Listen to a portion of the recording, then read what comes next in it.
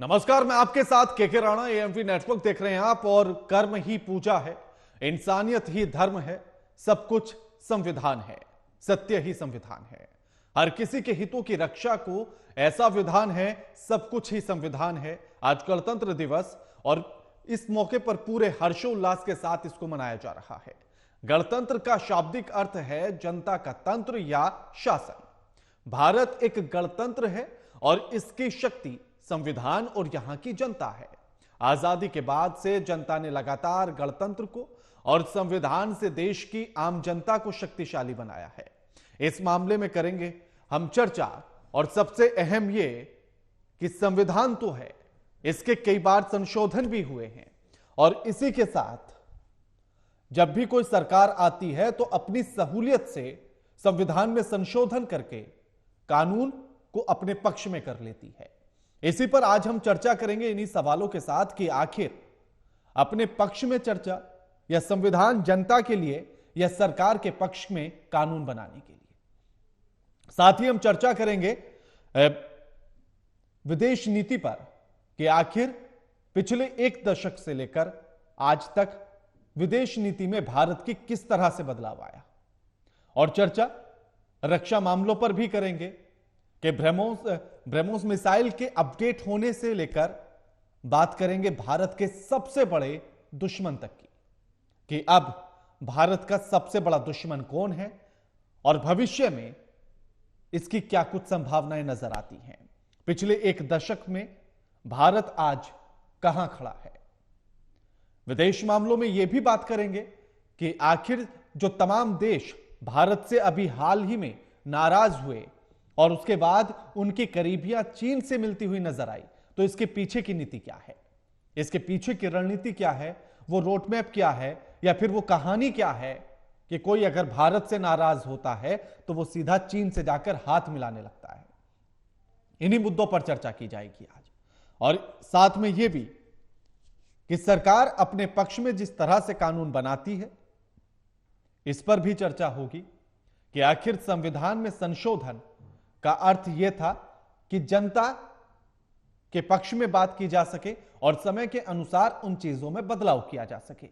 लेकिन कुछ मामलों पर ऐसा भी देखा गया कि सरकार ने चीजों को अपने पक्ष में या अपने हिसाब से या अपनी सहूलियत से उन चीजों को ठीक कर लिया गया संविधान में संशोधन करके। यह ग्राफिक्स आप देखिएगा, 1976 में अखंडता पंथ निरपेक्ष शब्द जोड़ा गया, यह संशोधन का एक बेहतरीन उदाहरण के तौर पर। फिर 1985 में दल बदल रोकने का कानून भी बनाया गया कि अक्सर नेता एक दल से दूसरे दल में जाने की जो कोशिशें या जो कवायद रहती है उसको लेकर मतदान की उम्र 18 साल की गई। ये जो समय सीमा तय की गई यह 1989 में तय की गई। फिर 1992 में मतदान की उम्र 18 साल की गई।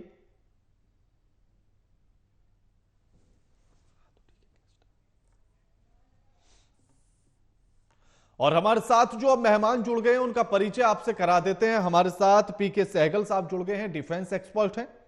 संजीव श्रीवास्तव हमारे साथ जुड़ गए हैं, फॉरेन एक्सपर्ट हैं। और अश्वनी दुबे साहब हमारे साथ जुड़ गए हैं, संविधान विशेषज्ञ हैं। आप तीनों का स्वागत है एएमपी नेटवर्क पर।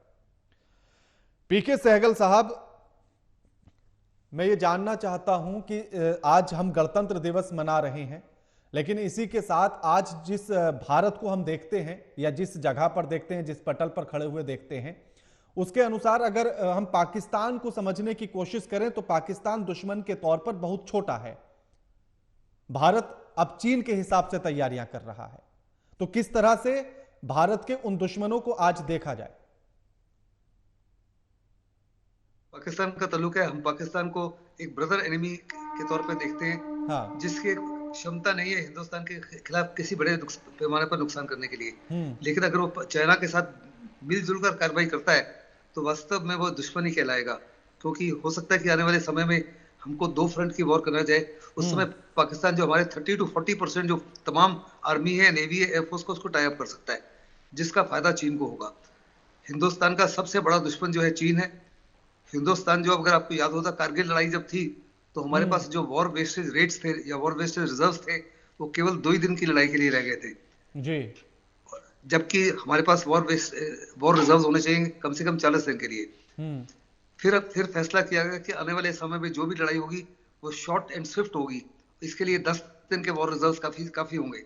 लेकिन अगर आपने रशिया और यूक्रेन की लड़ाई देखी है जो तीसरा साल शुरू हो गया है, इसराइल और हमास की लड़ाई देखी है, तो साफ तौर पर नजर आ रहा है कि हमारे जो वॉर रिजर्व हैं उनमें वृद्धि की आवश्यकता है। उसको निगाह में रखते हुए अभी सरकार जो है उस माफिक अपने रिजर्व्स को बढ़ा रही है। फिर हमने सारी लड़ाइयों में देखा जो बॉन्ड लड़ाई है, चाहे वो आर्मीनिया यूक्रेन अजरबैजान की लड़ाई थी, रशिया यूक्रेन की लड़ाई थी, या इसराइल हमास की लड़ाई है, बहुत बड़े पैमाने पर ड्रोन पावर जो है वो सामने नजर आ रहा है। ड्रोन बहुत शक्तिशाली एक हथियार के तौर पर उभरा है जो कम कॉस्ट पर आपके ऊपर ज्यादा, हिंदुस्तान इसको निगाह में रखते हुए 4 साल पहले हमारे पास ड्रोन पावर थी नहीं। अगर आपको याद होगा पिछले साल रिपब्लिक डे परेड में हमने 1000 ड्रोन्स को एक समय दर्शाया। केवल 4 ही दुनिया के देश हैं जिन्होंने इस मापी की क्षमता दिखाई है। हिंदुस्तान बड़े पैमाने पर भी ड्रोन्स को प्रोड्यूस करना शुरू कर दिया है, कई वैरायटी के ड्रोन्स को, कई प्रकार के ड्रोन्स को, और उसको आर्म फोर्सेस में हमने शामिल भी कर लिया है। आर्मी के पास, नेवी के पास, एयरफोर्स। फिर हमारी बहुत बड़ी एक कमजोरी थी कि हमारे पास एंटी ड्रोन कैपेबिलिटी नहीं थी। अभी एंटी ड्रोन कैपेबिलिटी भी कई प्रकार की हिंदुस्तान की फोर्सेस के साथ लगा दी गई है टू प्रोवाइड कवर और डिफेंस टू क्रिटिकल एसेट्स, और उसी माफी की कैपेबिलिटी हमारे फील्ड फोर्सेस को भी दी जा रही है। फिर बहुत बड़े पैमाने पर हमने फैसला किया कि हम देश के अंदर जितने भी प्रकार के हथियार हैं उनको देश के अंदर ही बनाया जाएगा, क्योंकि हमारी निर्भरता 70% से ज्यादा फॉरेन सोर्सेज के ऊपर थी, और लड़ाई के समय उनमें स्पेयर पार्ट्स नहीं मिलते, उनके सैंक्शन लग सकती हैं, हम दूसरे के ऊपर निर्भर है, उनकी कीमतें बढ़ा दी जाती है, जिससे हमारी इकोनॉमी के ऊपर बड़ा असर पड़ सकता है। अगर आप देखो आज रिपब्लिक डे परेड में जितने भी इक्विपमेंट को दिखाया गया, वो सारे के सारे देश के अंदर ही बने हुए हैं।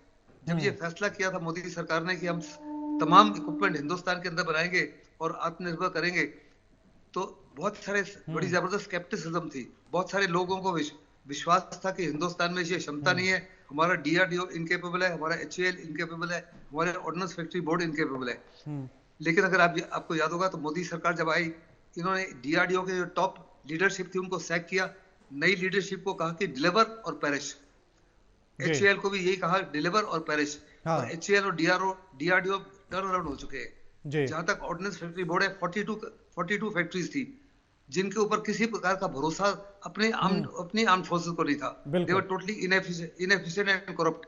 उनको कन्वर्ट करके 7 इंडिपेंडेंट फॉर्म में बना दिया। अभी वो हिंदुस्तान के अलावा 84 देशों को एमुनिशन सप्लाई कर रहे हैं। फिर आज हिंदुस्तान अपने ही देश में बने हुए हवाई जहाज बना रहा है, तेजस है जिसको कई देश खरीदना चाहते हैं। फिर सबमरीन बना रहा है, हमने न्यूक्लियर सबमरीन अरिहंत भी हिंदुस्तान में बनाई है। हम टैंक्स बना रहे हैं, भीषम टैंक, हम आईएफपीज बना रहे हैं। फिर हम बहुत बड़े पैमाने पर आप देखो तो कई प्रकार के आर्टिलरी गन्स बना रहे हैं हिंदुस्तान के अंदर। A-Tac जो हिंदुस्तान की है वो दुनिया की सबसे बेहतरीन गन है as far the medium range, ये medium weight gun is concern. फिर इसके अलावा ब्रह्मोस में हमने बहुत वृद्धि की है, उसकी रेंज को काफी बढ़ा दिया है। पहले 290 किलोमीटर थी, अभी उसको 400 किलोमीटर किया, फिर 700 किलोमीटर किया। अभी कोशिश की जा रही है कि उसको 1000 किलोमीटर किया जाए। उसकी स्पीड को भी, पहले स्पीड मैक 3 के करीब थी, अभी उसको हाइपरसोनिक स्पीड में कन्वर्ट करने की कोशिश की जा रही है। बिल्कुल। इसी माफिक आपने देखा आज रिपब्लिक डे परेड में हमने प्रचंड हेलीकॉप्टर दिखाया, और साफ तौर पे हमने फैसला किया कि जो लाइट कॉम्बैट हेलीकॉप्टर्स हैं जो पहले हम रशिया से और अमेरिका से खरीद रहे थे, वो अभी इन देशों से नहीं खरीदेंगे। तमाम हेलीकॉप्टर जो है लाइट कॉम्बैट हेलीकॉप्टर हिंदुस्तान में बनाए जाएंगे, और एयरफोर्स और नेवी और आर्मी को 156 हवाई जहाज, ये हेलीकॉप्टर। फिर ध्रुव हेलीकॉप्टर है, वो भी अटैक लाइट हेलीकॉप्टर, वो भी हिंदुस्तान में बनाया जा रहा है। दूसरे देशों में हिंदुस्तान ने अपनी मिलिट्री प्रोग्रेस का आज प्रदर्शन किया और दुनिया को दर्शाया कि हिंदुस्तान एक उभरती ताकत है। हम दुनिया के सबसे बड़े आर्म्स इंपोर्टर हैं एज ऑफ टुडे, बट हमने फैसला कर लिया कि अगले 3-4 साल में we will export almost about 35,000 crore worth of arms and ammunition. आज 84 कंट्रीज को ऑलरेडी सप्लाई कर रहे हैं। बिल्कुल बहुत सारी कंट्रीज है दुनिया। बिल्कुल मैं लौटूंगा आपके पास। संजीव जी, अगर पिछले एक दशक में हम देखें तो भारत के विदेश नीतियों में क्या परिवर्तन आया और किस तरह से बदली?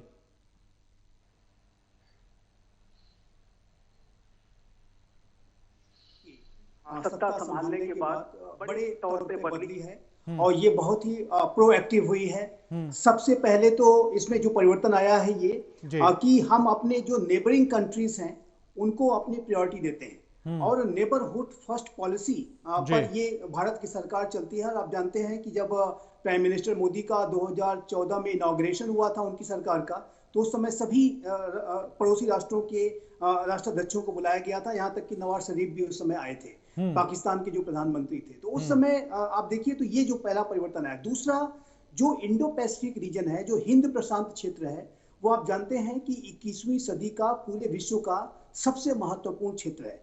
और इस हिंद प्रशांत क्षेत्र में रूल्स बेस्ड ऑर्डर को बनाए रखने के लिए, नियम आधारित व्यवस्था को बनाए रखने के लिए भारत भी संकल्पबद्ध है। और इस नियम आधारित व्यवस्था पर चाइना का खतरा लगातार बढ़ता जा रहा है।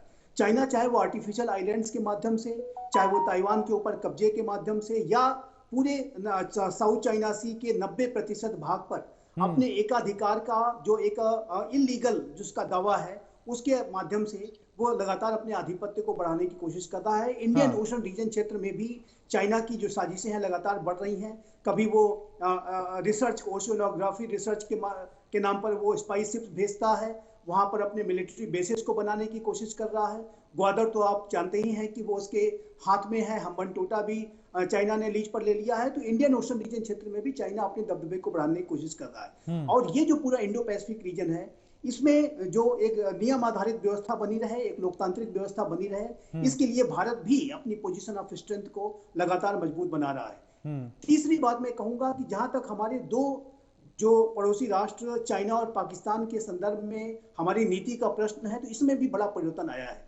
पाकिस्तान के प्रति हमारी जो नीति है वो बहुत स्पष्ट है कि जब तक पाकिस्तान आतंकवाद के विरुद्ध इरिवर्सिबल, वेरीफाइबल और क्रेडिबल स्टेप लेकर के नहीं दिखाएगा, ये नया भारत पाकिस्तान से बातचीत नहीं करेगा। आतंकवाद के प्रति हमारी जो नीति है वो जीरो टॉलरेंस की है। पहले की सरकारों में ऐसी नीति नहीं हुआ करती थी, लेकिन आज का जो नया भारत है वो आतंकवाद को बर्दाश्त नहीं करता है। आतंकवाद यदि कोई घटना हो भी जाती है तो उसकी सख्त से सख्त उसके विरुद्ध कार्रवाई की जाती है। और पाकिस्तान के अंदर जाकर के हमने 2 स्ट्राइक्स कर रखी हैं और अन्य किसी स्ट्राइक्स के ऑप्शंस ओपन हैं, सारे ऑप्शंस ऑन द टेबल है। चाइना की जहां तक बात है, चाइना का खतरा आप जानते हैं कि भारत के लिए भी बड़ा है और पूरे विश्व के लिए चाइना का खतरा है। और चाइना के चरित्र को ये जो नया भारत है प्राइम मिनिस्टर मोदी के नेतृत्व का बहुत अच्छी तरह से समझता है कि चाइना शक्ति की भाषा ही समझता है। और चाइना के साथ अगर कोई भी डीलिंग करनी है, कोई बातचीत अगर सफल